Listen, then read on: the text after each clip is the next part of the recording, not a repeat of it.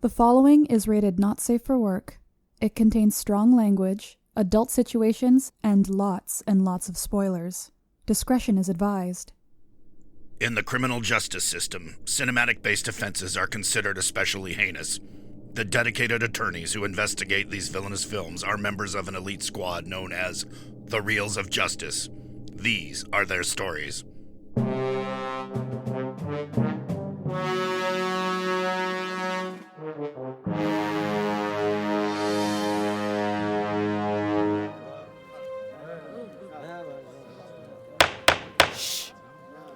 Order, please, order. The Reels of Justice is now in session. Judge Maynard Bangs presiding. Your eyes for the Honorable Judge Bangs.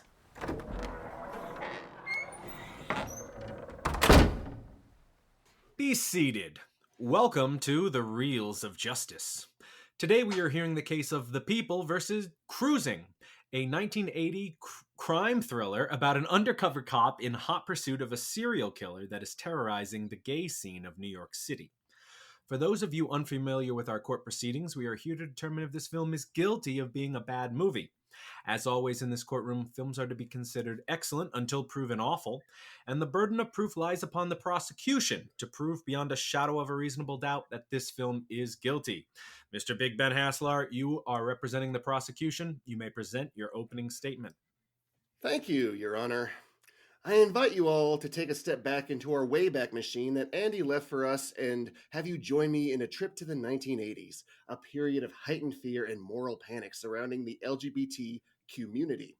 There was the emerging AIDS crisis. There was the climate of fear and suspicion that gay men were deviant and morally corrupt. A Nightmare on Elm Street 2, Freddy's Revenge, was taking the world by storm. And amidst all of this, enter Cruising, directed by William Friedkin. Now, initially, Friedkin didn't want to touch this project, but when news hit of gay men being murdered, their dismembered remains showing up in the Hudson during the still unsolved bag murders, and Friedkin's associate, who worked for The Exorcist, Paul Bateson, being a possible suspect in those murders, Whoa. Friedkin felt he had the inspiration he needed to draw from in order to make this adaptation of the novel Cruising happen. The result? A leaked script that put the gay community in an uproar. They protested loudly as the film was being shot. So loudly, in fact, the movie's truly horrible dubbing is still noticeable as they try to take out all that noise. The LGBT community was afraid that the film would not only inspire more violence against them at a time when such violence was already becoming more and more rampant, but there was also the belief that this would reinforce harmful stereotypes about gay men being predatory, that it exploited the S&M subculture, and that it would only contribute to even more misunderstanding of the homophobic climate. Now, here we are 45 years later. Was it worth it? Did it turn out Friedkin handled the project with the delicacy and understanding the situation required? Spoilers, no, he did not.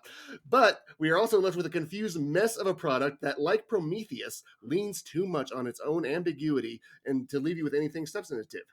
And if you don't find my arguments truthful, I have a large black daddy wearing nothing but a jockstrap and a cowboy hat just waiting outside to slap some sense into you. Ryan has a name. Oh! How does it make any sense that you have one of those, you may ask? Well, that's a good question. Thank you, Mr. Haslar. Appearing on behalf of the defense is Mr. William Burns. Please present your opening statement. Well, that's a right pretty speech there, prosecutor, but I'm going to posit that Cruising is actually a complex film that sees identity and sexuality as not coherent, rational, or linear. It's a film of uncertainty, of fragmentation, of multiplicity. It suggests that human beings are multiple. We have multiple selves. We have multiple personalities. We have multiple identities. These identities are fragmented. They never really come together as a unified whole. So your points about it being ambiguous or being sort of nonlinear are exactly the point of the film, prosecutor. I hate when that happens. All right. Thank you. Mr. Haslar, you may proceed with your first exhibit. Thank you, defense counselor. We will get into some of that ambiguity a little later, but first I'd like to start off with a depiction of gay culture. I don't believe that the depiction is at all flattering. In fact, I remember members of the gay community being alluded to as scared, weird little guys who don't know why they've got to do what they've got to do. And it seems to paint the S&M subset as the entirety of the whole thing, which is not true. They do have a throwaway line in there that maybe says it's just this, but all you see is the S&M subculture, and that's painted as the gay community. It paints gay life as something not to get involved in because, one, the camera finds it kind of icky, and two, you might get murdered, as if dark things attract a dark mind. It further seems to insinuate that the murderer himself is gay, which is a trope that's used far too often in movies. If a bully abuses someone for being gay, it's because that person themselves are gay. This takes the onus of responsibility off of straight people who perpetrate hate crimes, right? Because it's the gay people attacking other gay people in this case, because they know somewhere deep down that it's wrong, and that they're gay, and they gotta stab the gay away to kind of make things right. Then straight people can stab the gay away. Jesus, Ben. Then straight people can look at this and just look at the violence and shake their heads and think, oh, real shame. This isn't helpful to the situation. There may be a handful of times when that happens, but these sorts of stories paint it as the whole, which isn't fair and it isn't honest. Mr. Burns, we got right to it at the beginning. Is this movie problematic? Well, Prosecutor, I'm not sure which movie you're watching, but when my viewing of the film is that this film is not homophobic at all. If anything, the villains in the film are hypocrites, self-deniers, repressed people. The villains in the film are people that hate themselves. And what we see in this film... Objection. Why are they repressed?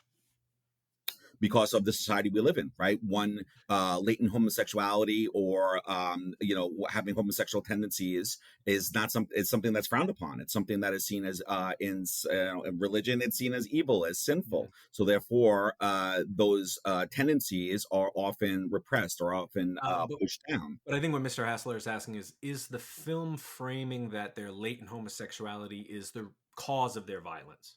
Absolutely. And especially with the serial killer, right? With Stuart Richards, the serial killer, we see an inner monologue with his father kind of speaking to him about, being a man, being macho, right? Not being effeminate.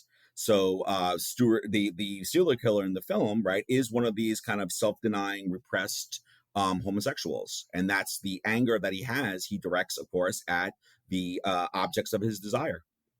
Question from the bench then, William. So, but is the film, do you think it alienates or vilifies homosexuality through these characters' actions? Absolutely not. We see the members of the S&M leather community having fun, dancing, enjoying each other. We don't see any cruelty. We don't see any sort of anger. We see them hedonistically enjoying their lives. The people in this film who are angry, who are bitter, are the people who are repressed, who are hypocrites, people who enjoy violence because of the power it gives them, not the members of the S&M community. I'm not sure that I agree. I do think it films like there's explicit like gay kind of sex acts, and apparently even 40 minutes of it were cut from the film that are there, and like the camera sort of lingers on it in a way that it's like he's studying an insect or something like that. It isn't flattering. There is one relationship maybe that can seem as positive, and that's when Pacino kind of moves into this other apartment and kind of meets a friend, and they go out for coffee or something like that. There's only about 5 minutes of that in the film, really, and then that guy gets murdered later. So I don't see many positive aspects to the society there. Well, again, I think you're confusing Friedkin's style of filmmaking with some kind of, prurient, focusing on these acts. I mean, if you've seen other, Friedkin's other films like French Connection, The Exorcist, I mean, he does take a very sort of documentary style sort of approach to his subject matter, right? Mm-hmm. And one of the things that he said is that he's not pro or against his subjects, right? He just films what he sees. And I think that's what we get in terms of the actual, the style of filmmaking that he uses in this film. And I think what he sees is very telling. I saw that once. So this mystery, it's incomprehensible to me. It opens with a killing in which a killer murders a gay man with a knife after meeting in a club, and that the killer hates themselves for it. Okay, from a plot perspective, that's fair enough. Who is this guy in the aviators killing the gay man, and why?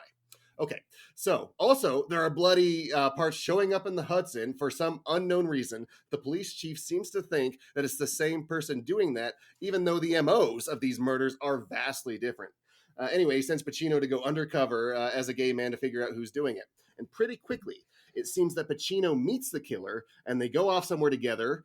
And then it's the next day. So, okay, I don't know what that was about. But then we see the killer get murdered by someone else. So, okay, there's multiple killers going on then. But then a third victim is killed by a third killer, but is only wearing the same aviator shades from the first murder, as well as the hat.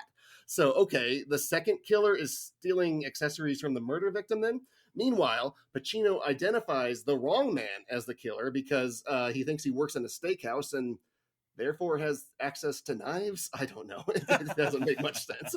But they're both picked up for questioning by the police. And during that questioning, this big naked black man shows up wearing nothing but a filthy jockstrap and a cowboy hat and slaps the ever-loving shit out of Pacino and the wrong man. Why? It's never really fully explained, and Pacino's character is just as confused about it as I still am.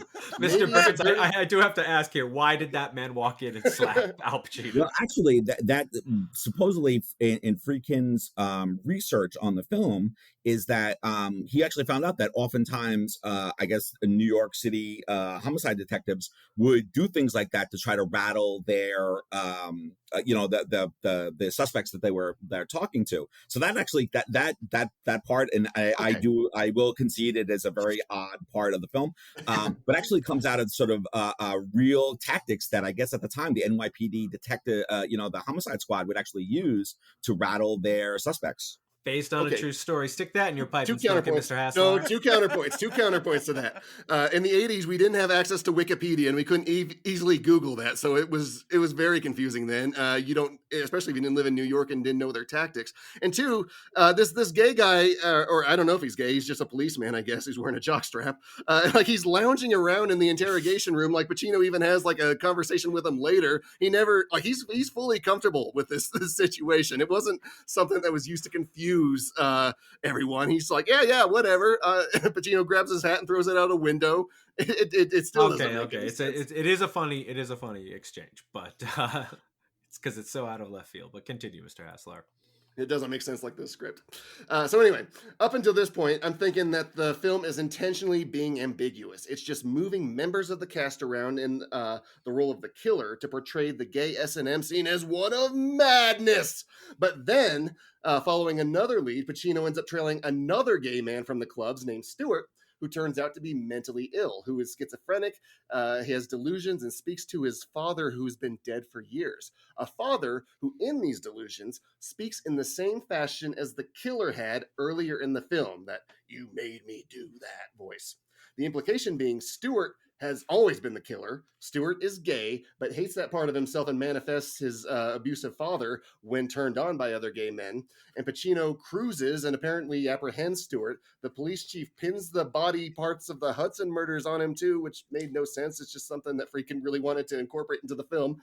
Then, with Stewart apprehended, and yet another murder happens, this time with the same MO as Stewart's murders, not the Hudson bag murders. So great. Now, we know what one of the murderers was, but maybe we don't. It was all just a weird, muddled down layer of ambiguity. There were 40 minutes of graphic sexuality that may explain that Pacino was the murderer all along, but it's cut from the film, so we don't know. What we have here is deleted evidence in an incoherent mess. Well, Mr. Burns, how many killers are in this movie? That's a good question. I mean, you could make a case that there's one killer. You can make a case that there's three killers. And you can make a case at the end of the film that Al Pacino's character becomes the new killer. Which do you prescribe? Would you make that case? Personally, I think there are multiple killers because, again, this reflects what actually the actual true happenings at the time in the 60s, in the late 60s, when these murders were happening in Greenwich Village and in New York City, that there were sort of multiple murders going on simultaneously. And to put another sort of layer onto this, a man by the name of Paul Bateson, he was actually he murdered a gay man, and he sort of he was been implicated in the other murders. That Paul Bateson actually was in The Exorcist. He played a radiologist. I don't know if you remember the part where Reagan is being put in through like those, horrible tests when she's, when the blood shoots out of her neck and things like that, he actually, and I guess this is just a weird bit of serendipity. He was actually accused of being the sort of the murderer, the murderer of many of these poor men in Greenwich Village at the time. But he didn't do it? It turned out he didn't do it? Well, he murdered at least one person he admitted to, and then he sort of intimated that he also was responsible for these other murders, but they could never get any actual evidence to pin on him. And finish that story, defense counselor. Finish that story. Did Friedkin hire him to be a consultant on cruising? I think he did. Well, he didn't hire him to go. He went and spoke to him because, again, Friedkin does very deep research into his films. He went and talked to the priest that did the actual exorcisms, in Georgetown for The Exorcist. He went and talked to drug dealers for The French Connection. He does very deep research, which filmmakers should be real ally to the gay community, isn't he? Let's talk to the people killing them and represent. How are you going to find out what's going on without talking to the perpetrators? I'm sure he went to several leather clubs too. He did. He did. Yes, he did. He walked around supposedly in his jockstrap with no shirt on, just in a jockstrap. Did he have a cowboy hat? I hope. Yeah. No aviators, unfortunately. Yes. Cowboy hat? Did he have the cowboy hat? No, that I don't know. I just heard that he was wearing a jockstrap. Yes. Just walking around slapping people. Right, possibly. Mr. I put it to the court that despite his name being tied to many critically acclaimed films so often, Pacino himself is not a great actor. He simply fell ass backwards into a few great projects and coasted on those fumes and leashed off the talent of his directors. 'Cause she's got a great ass! And you got your head all the way up it. This is acting. So in a confused film like this, that becomes all the more evident that he doesn't have the gravitas or emotional depth to truly understand the inner workings of his character. A good actor can maybe save a bad film or at least make an attempt to show that they can shine despite the poor direction around them. But this film, with all of its ambiguity and his arc, while he's going undercover and it suggested he can't perform with his girlfriend because maybe he's worried he's turning gay himself, maybe he's going nowhere in the case, Pacino doesn't give us anything either way. You're confused about him because there's simply no answers to be had. The script doesn't give it to him. And I don't believe Pacino and Allen love each other at all, no matter how many times they blandly say it. Look, there's good ambiguity and actor-director clashes like in Blade Runner. Ridley Scott thinking Deckard was a replicant, Harrison Ford playing him as if he were not. That kind of bar in this film is what that kind of bar is what this film is trying to reach, where his emotional state of the character and how involved he is in the killings of the gay community, we don't know. The film tries to have it always in that last shot. There he is, out of the gay world that was messing with his head so much. Karen Allen finds the aviators and the hat that the killer was using while he ruminates in the bathroom while shaving. His inner monologue going something like, "In the clubs, there is no affection. In the clubs, there is, hey, I put a yellow hanky in my pants and I get peed on. A killer's murders me because I'm gay. Well, I'm not gay because I'm the killer." And he locks eyes through the camera to us and thinks, "You're gay."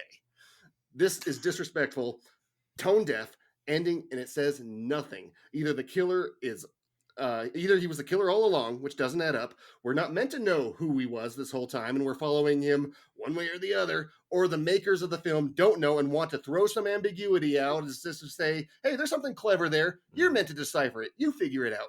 Prometheus was found guilty in this courthouse because of that strained ambiguity. So too must we find this one guilty. Thank you, Your Honor. I'm sure Prometheus did some other stuff too. Prometheus was way gayer. You know what? You're right. Mr. Birdseye, you may proceed with any further exhibits that you have in defense of the film. Sure. I would like to. Okay. I would Maybe like to first speak to this terrible opinion Mr. Haslar has about Pacino. Well, okay. So I will concede to the counselor that yes, Al Pacino is not the best choice for this role. Actually, Friedkin wanted either Richard Gere or Treat Williams to play the role, which I think might have been a better choice. Anyone But would have been a to better get to the choice. point about the ending of the film is not about the murders. The film is about Steve Burns. Who is Steve Burns, right? That is the actual mystery of the film. And I think people get too caught up in the sort of procedural in the film. The film is about who is Steve Burns and all the different fragments of his identity, of his sexuality, right? They become even more sort of fragmented throughout the film. And in some ways, right, at the end of the film, Steve, Nancy, and Stuart all almost kind of like almost like meld together into one sort of personality. Mr. Haslar? I don't believe that is the case. I really think that's pure ambiguity. I think it really is freaking. I think he gave this direction to Pacino. He's like, you're going to look at the camera and you're going to think something, and I don't know what it means. It's left for them to figure it out. I think that is laced throughout the entire film. If you give us no answers, like good ambiguity is answer A, answer B. This is like answers A through Z. It's just an experiment. It's just a world of madness that you're not supposed to get involved in. Well, question for the bench, Mr. Haslar. Does the ambiguity help us to know Steve Burns better at the end of the film? No, he doesn't give us an answer one way or the other. Right? Like either he's the murderer or he's not. There's no clue that you're like, but remember in this scene, it's really just like, wait, the hat and the aviators, how did that happen? He wasn't anywhere near the other murder at that time.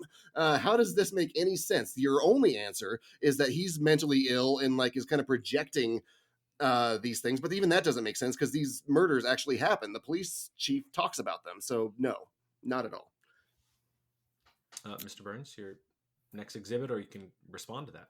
Sure. Well, I would like to enter into evidence exhibits, the next exhibit, which is the theories of postmodernism. This film is a great example of the postmodern view of the fracturing of identity.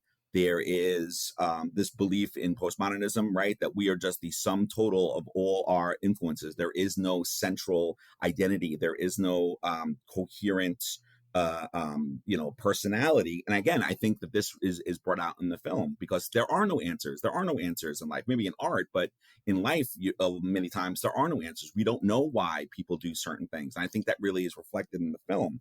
We also see the use of mirrors. The counselor has brought up the mirror shot at the end. And again, in this film is not only do you have the sort of literal mirrors that we look in and we see a reflection coming back to us, right? That doubling, that multiplicity.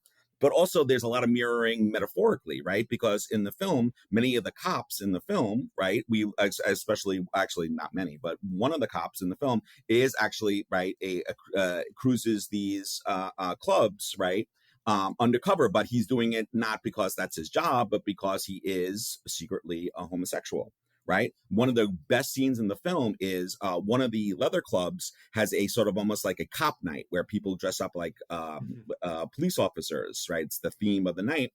And Steve Burns tries to get in. Right. And they actually turn him away because they realize that, he's sort of inauthentic, which, of course, is an amazing doubling. Right. Because he really is a cop in real life. Right. And he's trying to get into this club and they actually deny him. Right. Because they can tell how inauthentic he is, not only in terms of his homosexuality, but also in terms of his own personality and identity overall. His copness. Well, yeah, you got a cop face, man. Not a cop face. He didn't have a cop face. No, he did have a cut. Well, see, the police really aren't like the allies to these people. They're exploiting the gay people just as much as anyone else is. So that's just another weird layer to this. But like your argument about it's like fracturedness and the ambiguity, it makes me think of like the new kind of art where people will just like tape a banana to a whiteboard and like see it says something, and if you come up with a meaning, then I'm not going to tell you no because it's left for you to figure out. It's lazy. Good art says something. Good art is about skill. Good art imparts something upon you. This is the banana taped to the wall. It is, you figure it out. Art is not a message. It is a perspective. It's how we see things. Would you eat the banana? It's rotting up there, man. Well, not once it's rotting. Mr. Burns, do you have any further exhibits to? No, I think I made my case. I think that this film is a misunderstood film, certainly, but a film that over the years, actually, even the LGBTQ community has actually come around to this film. And there's been actually several really insightful reviews and articles by members of that community who have seen this film as reflecting a sort of a more sort of prescient attitude about sexuality and about sort of the spectrum of sexuality than many people at the time even realized. All right.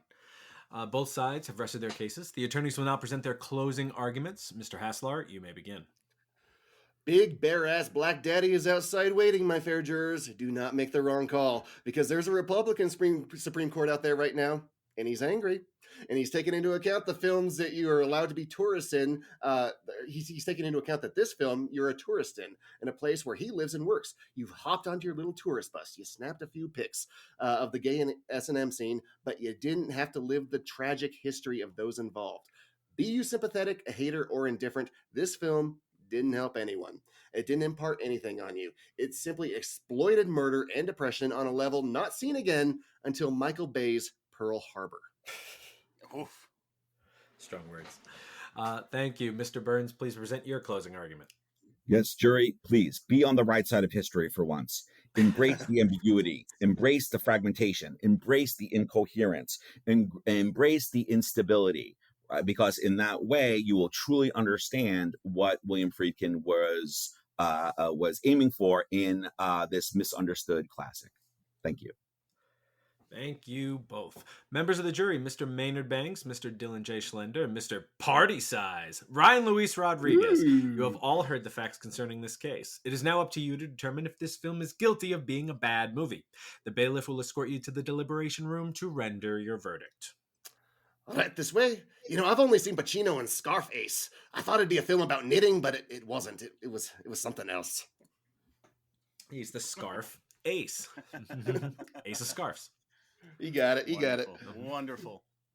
I imagine the bailiff is like crocheting constantly while the trial's going on. No, we took the needles away from him. Oh no.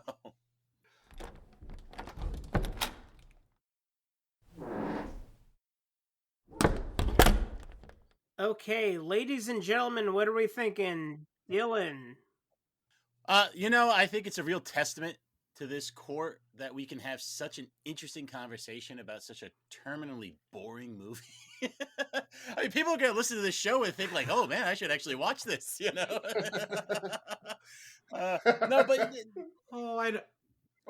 We've had a lot more boring. I don't ever remember checking my watch that bad. It's not Conan the Barbarian. It amazes me Wild too. Wild West bad.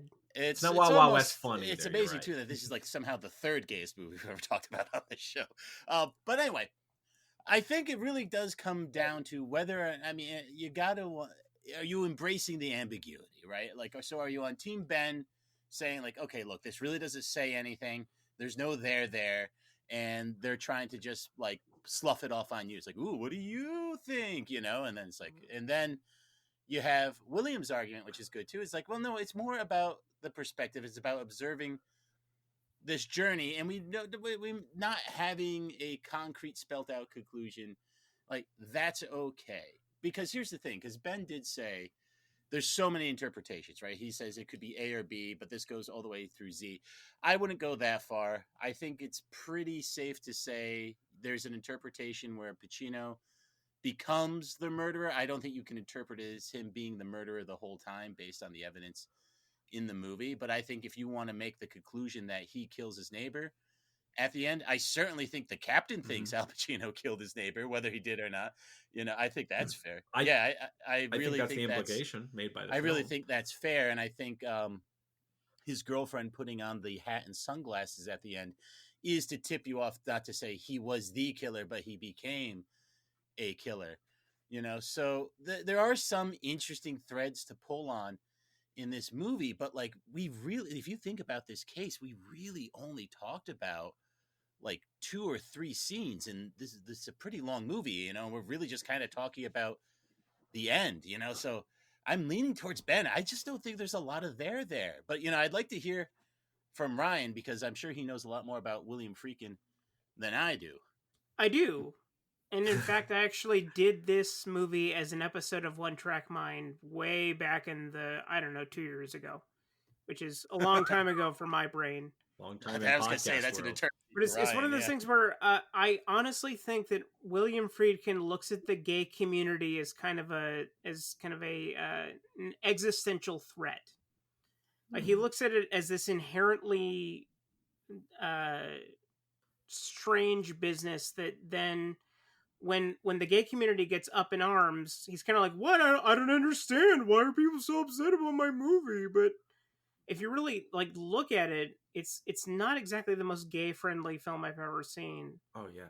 But at the end point, at least, it's interesting, and the way that it presents Al Pacino's character is: did he commit the murders? Did he commit a murder? Is he even involved at this point?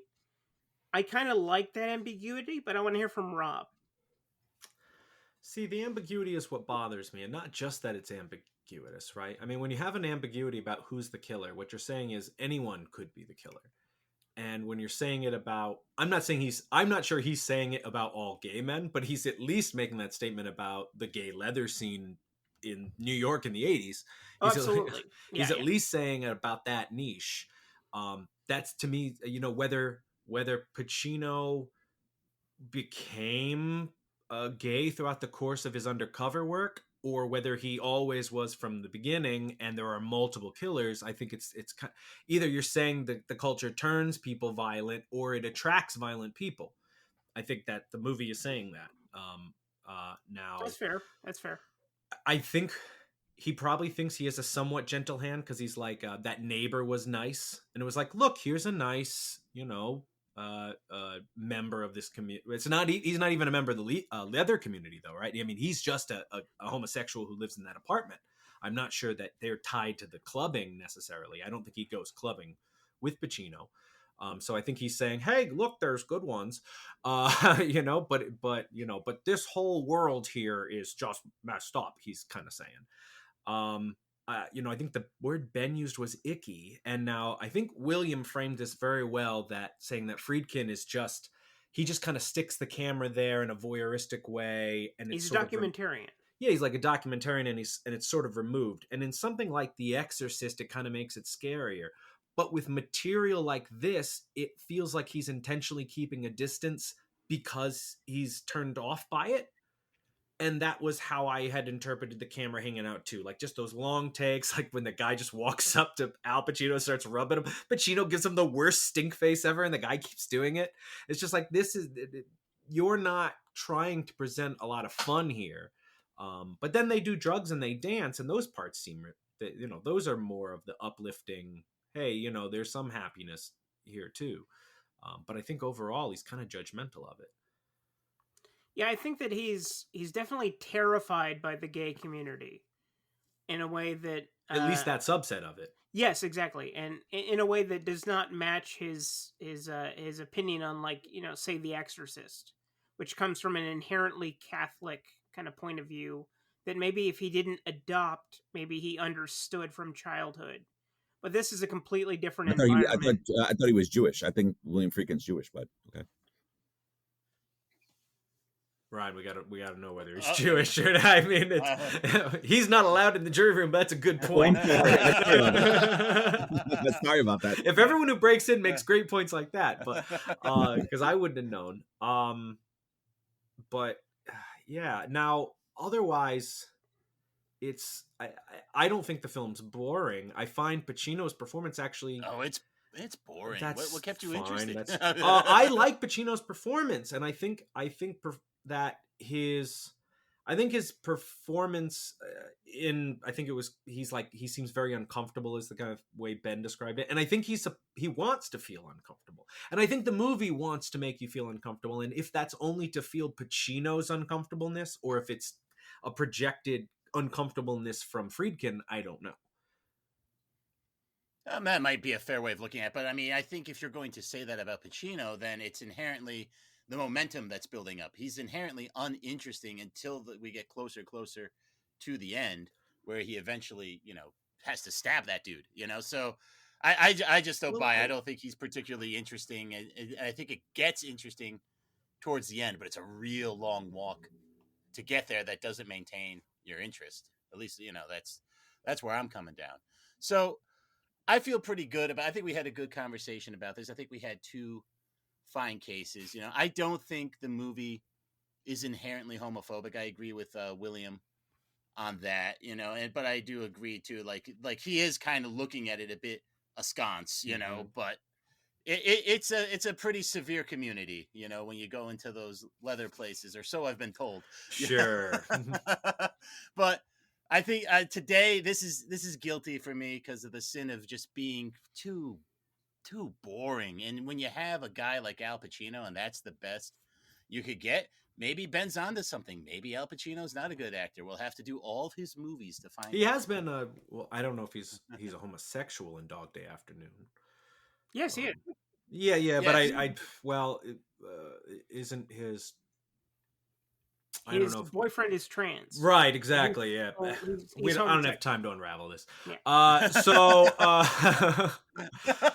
The point is that Pacino has taken a lot of interesting, challenging roles, and I think he wrestles with this one, and this character is wrestled more internally, and it doesn't play out on the screen very dynamically. But I'm always kind of riveted by Pacino performances, all in all. Man, I just looked up Treat Williams in the 80s. He would have been so cool in this role, but I think it would have been more of an action movie because he looked tough. Well, everyone here looked tough. would have been ideal for this role. Like basically, American Gigolo is 5 steps away from becoming Cruising. Rob, what do you think? I guess I'm. So Schlenzo, you went guilty. I went guilty. I'm gonna keep this one interesting for Ryan because I mean I like Pacino. I could see watching this movie again, and I do think there's a real problematic nature to this, but to me that's like a snapshot of the gay panic in the 80s. It's not gonna like brainwash me into be gay panic, but it's like interesting to see, oh, look at the gay panic at the time. How silly. So I think that's pretty interesting. I like Pacino's performance all in all, and it's not badly directed. I mean, but yeah, everyone's sweating the whole time. The city's a character. Yeah, it's really hot in there. Everyone is very, very sweaty. I love that. You're like, it's not problematic. So no, I do. I think it's problematic. Yeah. So I'm like, it's not problematic, but it's still guilty. And you're like, it is problematic, but not guilty. Yes, it is problematic, but not guilty for being a great portrayal of problematic thinking. Ryan Luis Rodriguez. Okay, it's down to me. So I actually did this movie as an episode of One Track Mind with my friend Kayla from the podcast Screen Vomit. And they were actually more positive about it than I was, and they are part of the queer community. So that I think that really communicates a lot. That it does communicate over generations in a way that maybe we, in our myopic ways, can't see. So I always gave this a gentleman's 6, which is slightly above the and/or period. So I'm actually going to go ahead and say that this is not guilty of being a bad movie. Yeah! Let's go tell that very handsome judge. He is, and he's wearing a cowboy hat. Oh, nothing else. That's the implication. He's wearing a smile, Ben.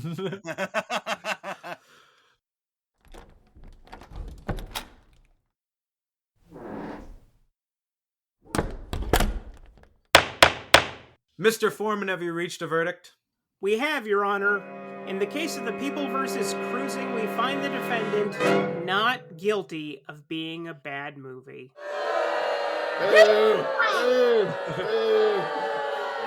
The verdict is so rendered, I didn't think of one, so I guess we're all just going to go out tonight and huff some poppers off of someone's handkerchief and dance the night away. Court is adjourned. I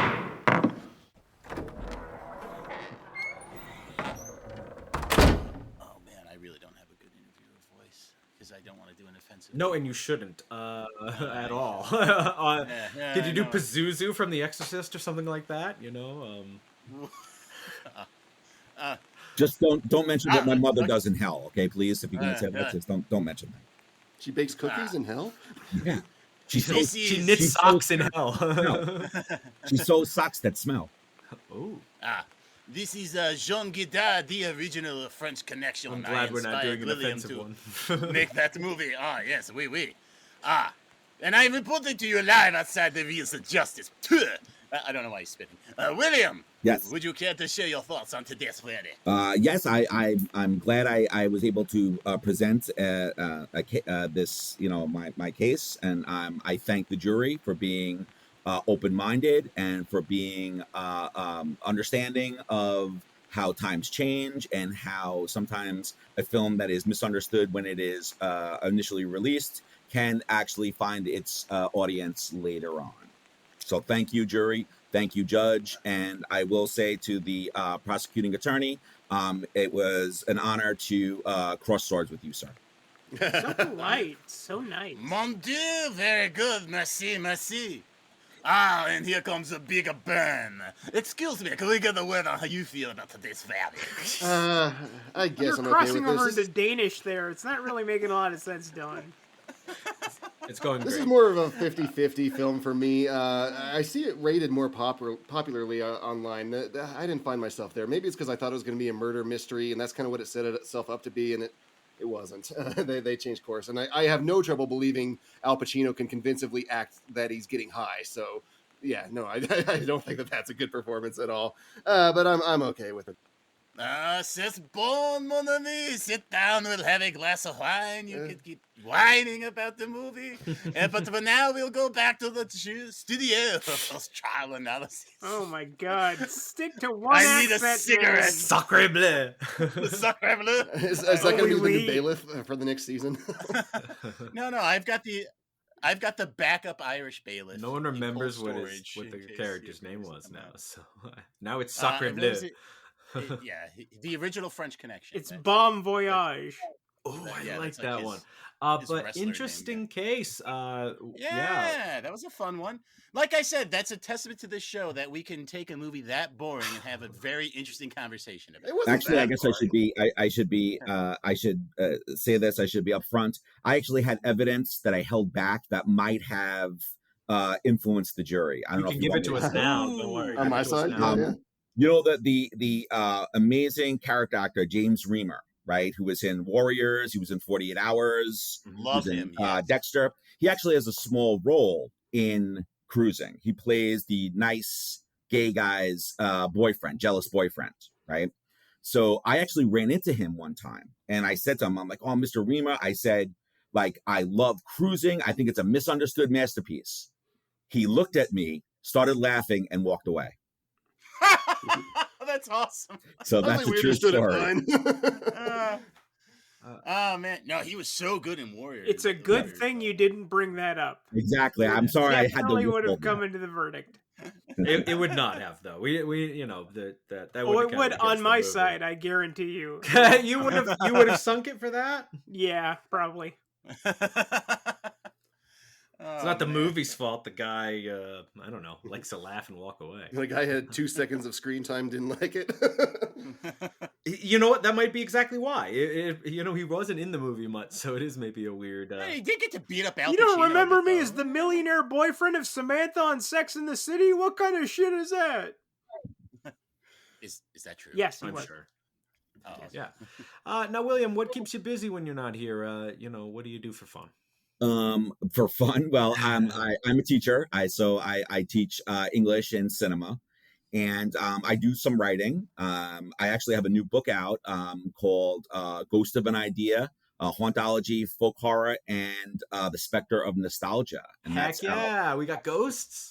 Yes. Yeah, what now? Hauntology? That's the study of Ghostbusters? Yes, exactly. Slimer has a big. I have a whole chapter on Slimer. I think he's. Okay, Yes, so he it's deserves. ectoplasm ghosts. It's not like ghosts I of our love past in a metaphorical way. Right. So, and that's out on Head Press Books. The awesome guys at Head Press, awesome people there, keeping the spirit of underground culture alive. One of the few publishers that's doing that. The spear. And yeah, that's pretty much what I've been up to the last couple of years. Do you have like a social media that people can follow for? I don't actually. I don't. You gotta get on that. It's the newest. I know. I feel so left Just have out. a tickety tuck.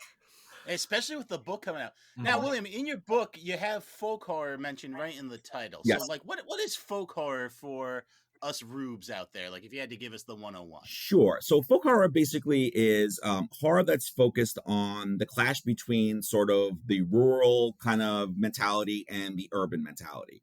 This idea that there are still like like folk, customs and, weird sort of beliefs that are still out there. Sort of, we once thought they kind of have faded with modernization, and they're still there. So when people, when sort of urbanites and people who are in sort of contemporary society go back to these kind of, these strange sort of rural, these strange agrarian societies, and they kind of get sucked into it. And that's where the sort of horror comes out of, this clash of belief systems. Films like The Wicker Man, I guess, is probably one of them, probably the most famous folk horror. Almost anything with a living scarecrow, I'd imagine. Yes. Dark Knight of the Scarecrow, if you guys have ever seen that. Yes, Dylan has. Yeah, there was a cool. I've seen every living scarecrow movie. It's like my favorite genre. Yes. I know there was a cool. I don't know why I'm thinking of this monster movie called The Ritual, where they went out and they. Yep, absolutely. They found that giant deer-headed monster. That thing was sweet. Oh, that was a good one. We watched that, Maynard. That was great, right? Yeah. I love folk horror, and I love ghost stuff too. I don't know what you think of like EVPs and like whether you're really catching ghost voices on that. Yeah, something. I don't know if I really like. To me, like, the belief is not such an important thing. I'm much more into like the aesthetics of it, the sort of the artistic use of it. Like, you know what I mean? Like the mythology of it. Right, exactly. Yeah, you don't want to go find a ghost, but like, Hamlet is really cool. Right, exactly. Yeah, I'm with you on that. I buy that too, because I don't know if I buy all the EVP stuff. But me either, yeah. Yeah, because why aren't they on this podcast sometimes, right? Shouldn't you just sometimes hear like some creepy voice? You should. Sure, like in the background, sure. Yeah. And it's usually just Ryan saying something. Cruising's behind awesome. me with a knife. Yeah. Cruising's the best movie. Cruising's awesome. We love cruising. He did see subliminal messaging works after the fact too. So that's great. Now give us the name of the book one more time. Sure. It's called Ghost of an Idea, Hauntology, Folk Horror, and the Spectre of Nostalgia. All right. And I imagine that's wherever I find books. Yes. I'm looking at Amazon right now. Yes. Thank you. A book. Is it where I can find books? Yes. In the They bookstore. got bookstores still.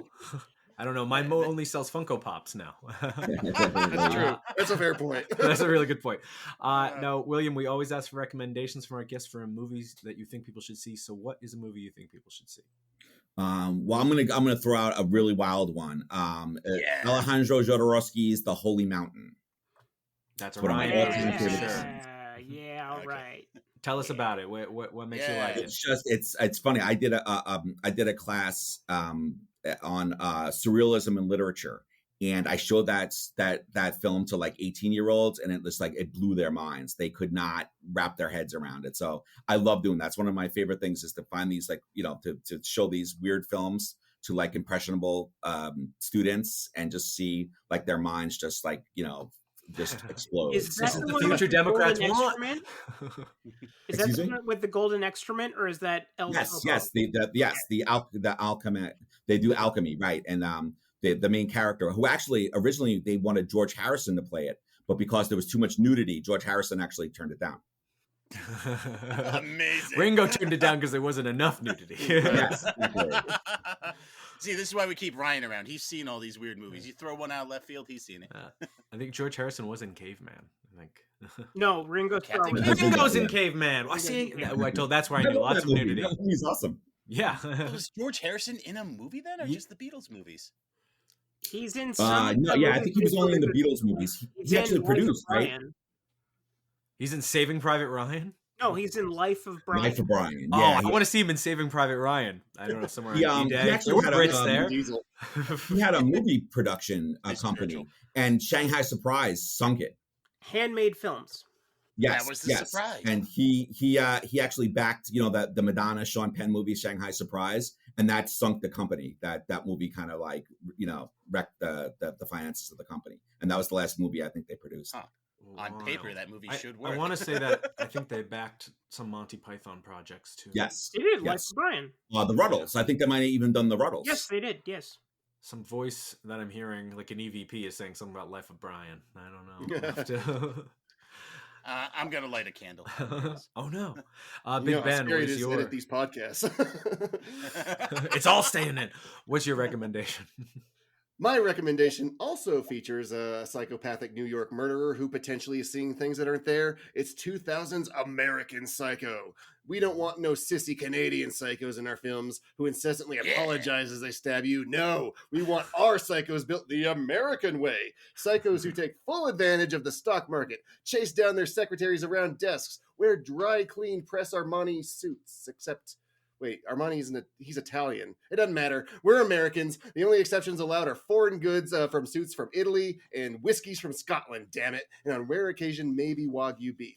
And Christian Bale is the psychopath's psychopath, switching between calm and collected to a voice that you'd swear was lifted from Lieutenant Commander Data's evil brother Lore when he does his stabbing. Just don't diss Huey Lewis as he cuts you open or he'll really get angry.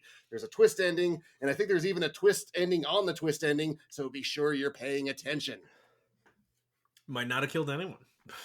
There's too many twists. There were too many twists. Shyamalan, eat your heart out. I can't believe we haven't recommended that one. I'm surprised by that. We've got Maynard, you were the judge. It's got to be up to American Psycho 2, right? The one that Is went. there There is. It's a lady this time. Yeah, I think William Shatner's in the movie. So just to throw that out there. Ooh. William Shatner's in American Psycho 2. Shout out to the Shat. And Mila He wouldn't be Kunis, in I it. think. That's what happens when you make a Canadian movie. Shatner comes around some way or another. I believe that's a shout out. Can I? Oh, boo! Thank you, Ryan. My recommendation this week is a new one. Heart Eyes from 2025. Yeah. Every Valentine's Day, the serial killer, known only as Heart Eyes, stalks and kills a couple that appear deeply in love. But when two uninvolved co-workers share an unexpected kiss, they accidentally put themselves in the killer's heart-shaped sights. This romantic comedy slasher was directed by Josh Rubin, who also did Scare Me and Werewolves Within, two other horror films I would recommend, and maybe even have, who knows, only Ben and the fine people who check his letterbox to know for sure. Although I wouldn't say it's an outright comedy, it's more tongue-in-cheek a bit the way Scream is, and it clearly drew a lot of inspiration from that franchise. It keeps a good lighthearted air about itself, even as the bodies pile up. It's anchored by two leads with great chemistry, Olivia Holt, who you might know from Hulu's series Runaways, but you more than likely don't, and Mason Gooding, the son of beloved thespian Cuba Gooding Jr. He inherited his father's knack for comedic timing, and anyone who doesn't know what I mean clearly didn't see Snow Dogs. Toss in some guest appearances by Devon Sawa and Jordana Brewster, and it's clear this thing is trying to channel the 90s ideal of a slasher, and I think it succeeds. And with any luck, if this film recoups its losses, we could see a run of Hard Eyes sequels released around every Valentine's Day, which I am pulling for because the killer's costume just screams cosplay. Octagon It's eyes. definitely a comedy, but it's not a parody. Yes, that's a good way to say it. Yeah, it's not a parody at all. It definitely tries Ryan's to follow firing through. on all cylinders tonight. It's the year of Ryan. You didn't know that? It is a Scream copycat, though. It definitely is. I don't. It's a formula. It's a slasher formula. There, and I'm saying it's the '90s slasher formula where you got to find it's a whodunit at the same time. Wait a minute, does it take place in the 90s? It does not. No. No, it does not. Oh, good. No. Okay. I was gonna Everyone say, has that'd cell be a phones, bridge but too far. nobody has service. Because That's a if real it did night. take place in the 90s, there's this book out there about the Spectre of Nostalgia, and I'm just saying we shouldn't be doing 90s stuff. Oh no. Ryan, what have you got? My truck-commendation this week is Whoa. probably The whole an year. unusual one for me. A small science fiction flick from 1984 called Trancers. Now, despite the admittedly cheap-looking production, which is actually charming in its own way, it is a Charles Band production after all, it boasts a tremendous premise. We have cops in the 23rd century who can transfer their consciousness into the body of an ancient ancestor. Ancient being the end of the 20th century in this case, to stop another body-swapping villain. Does it sound a little bit like Quantum Leap?